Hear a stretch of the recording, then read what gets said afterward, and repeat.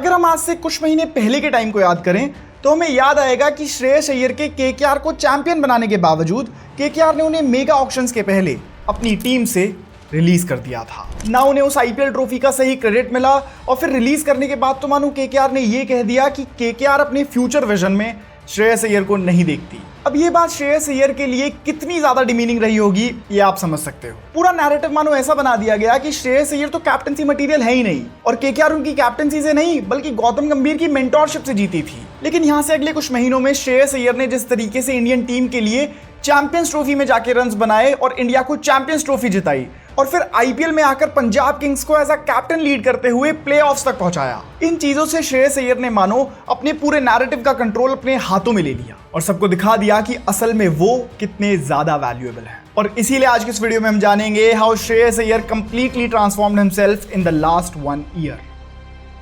तो ये कहानी शुरू होती है आईपीएल 2024 के शुरू होने से कुछ वक्त पहले। फरवरी 2024 में बीसीसीआई अपनी सेंट्रल कॉन्ट्रैक्ट वाले प्लेयर्स की लिस्ट रिलीज करती है और इस लिस्ट में श्रेयस अय्यर का नाम शॉकिंगली नहीं होता है। एक वर्ल्ड क्लास प्लेयर जो कुछ वक्त पहले ही इंडिया के लिए 2023 के ओडीआई वर्ल्ड कप में 530 रन बनाकर आया था, अब उसे बीसीसीआई रिवॉर्ड करने के बजाय उससे उसका सेंट्रल कॉन्ट्रैक्ट ही छीन रही थी।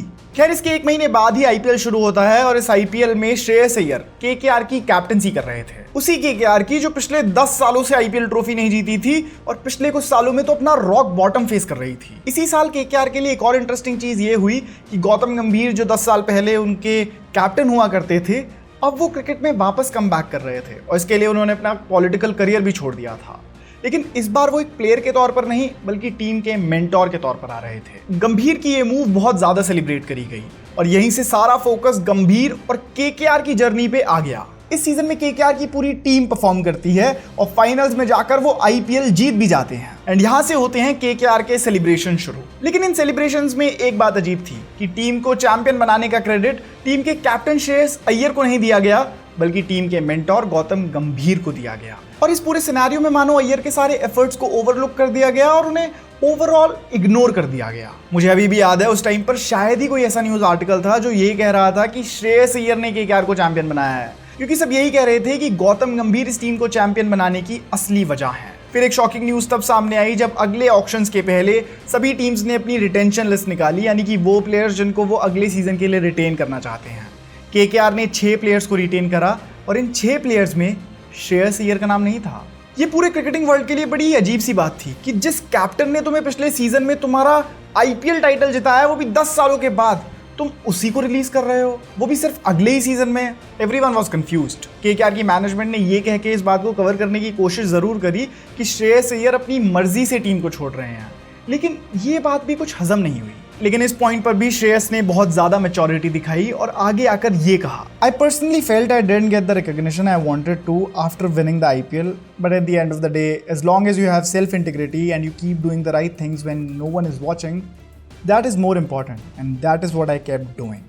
My efforts do sometimes go unnoticed. इस माइंडसेट के साथ श्रेयस अय्यर ने अपनी डोमिनेशन जारी रखी और फिर फरवरी 2025 में हो रही चैंपियंस ट्रॉफी के लिए इंडियन टीम की स्क्वाड अनाउंस हुई तो उसमें श्रेयस अय्यर का नाम था और श्रेयस अय्यर के लिए लोगों के डाउट्स थे कि क्या श्रेयस अय्यर इतने बड़े टूर्नामेंट में जाकर रिलायबल परफॉर्मेंस दे पाएंगे। 2025 की चैंपियंस ट्रॉफी आ गई थी और इस टूर्नामेंट में तो मानो श्रेयस अय्यर ने अपना एक अलग ही पीक अनलॉक कर लिया था। उन्होंने 5 मैचेस में 243 रन्स बनाए, पाकिस्तान के अगेंस्ट 56, न्यूजीलैंड के अगेंस्ट 79, फिर सेमीफाइनल में ऑस्ट्रेलिया के अगेंस्ट 45 और फाइनल में न्यूजीलैंड के अगेंस्ट 48 रन्स बनाकर श्रेयस अय्यर ने इस आईसीसी चैंपियंस ट्रॉफी में इंडियन टीम को वर्ल्ड चैंपियन बनाया और साथ ही इस टूर्नामेंट में इंडियन टीम के लिए लीडिंग रन गेटर भी रहे। वैसे तो ऐसा करके ही उन्होंने प्रूव कर दिया था कि वो एक साइलेंट असासिन है जो फील्ड पर बेशक सबसे ज्यादा शोर ना मचाएं लेकिन चुपचाप सबसे ज्यादा रन्स बना देंगे। और अगर ये भी काफी नहीं था तो फिर आया इस साल का आईपीएल सीजन।